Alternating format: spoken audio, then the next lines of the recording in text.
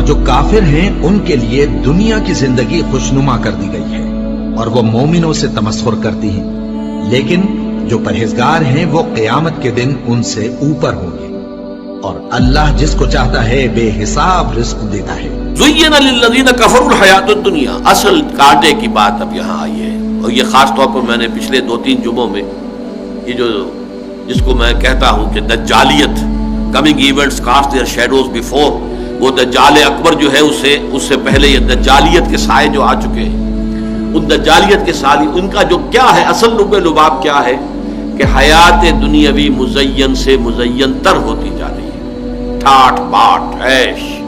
Sky scrapers, 102 building کی عمارت کھڑی، او منزلہ 102 منزلہ عمارت، آدمی کی جو ٹوپی گرتی ہے اس کو دیکھتے ہوئے اگر اس کے نیچے کھڑے ہو کر، اور کاروں کی ریل پیل اور جو کچھ وہاں پہ چمک دمک جو ہے نظر کو خیرہ کرتی ہے، چمک تہذیب حاضر کی۔ تو جیسے جیسے یہ سائنس سے ٹیکنالوجی بڑھی ہے، اس نے اس دنیا کی زندگی کو خوب اور مزین کر دیا اور مزین کر دیا اور مزین کر دیا، تاکہ سب کے سب اسی کے مرید، اسی کے طالب، اسی کے عاشق بن جائیں، اور دنیا ہی ان کا مطلوب و مقصود بن کر رہ جائے، اس سے آگے کی کوئی سوچ ہی نہ رہے۔ زین للذین کفروا الحیات الدنیا، مزین کر دی گئی ہے کافروں کے لیے دنیا کی زندگی، وَيَسْخَرُونَ مِنَ الَّذِينَ آمَنُوا، اور مذاق اڑاتے ہیں یہ اہل ایمان کا۔ یہاں بھی پیچھے دیکھیے وہی منافقوں کے کردار، وہ ہنسا کرتے تھے، چنانچہ سورہ بقرہ کے دوسرے رکوع میں بھی ہے، جب ان سے کہا جاتا تھا وَإِذَا قِيلَ لَهُمْ آمِنُوا كَمَا آمَنَ النَّاسُ قَالُوا وَنُؤْمِنُ كَمَا آمَنَ السُّفَهَاءُ، جب ان سے کہا جاتا بھائی اللہ کے بندو تم بھی ایمان لاؤ جیسے دوسرے لوگ ایمان لائے،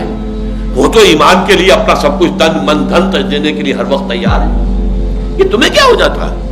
تو وہ کہتے تھے کہ کیا ہم ایسے ایمان لائیں جیسے یہ بے وقوف لوگ ایمان لائیں؟ یہ تو بے وقوف ہے، سفہاء ہیں،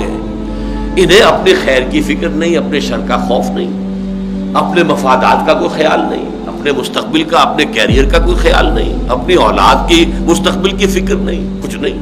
یہ تو معلوم ہوتا ہے کہ فینیٹکس ہیں، دیوانے ہیں، پاگل ہو گئے، مجنون ہو گئے، یا مکے میں حضور کو مجنون کہا گیا تھا، یا یہ ہے کہ اب یہ صحابہ کرام جو تھے یہ مجنون تھے، پاگل تھے، فینیٹکس تھے۔ یہ لوگ جو ہے در حقیقت یہ عقل وقل جو ہے اس کو بیچ کے کھا چکے ہیں، اور واقعہ یہ کہ بے خطر کود پڑا آتش نمرود میں عشق، عقل ہے محو تماشائے لبے بام ابھی، عقل کا تو ہاتھ سے آپ اگر اس کا تعلق چھوڑیں گے نہیں تو میدان میں کودے گے ہی نہیں، عقل کے تو معنی باندھنے کے ہیں، تو فرمایا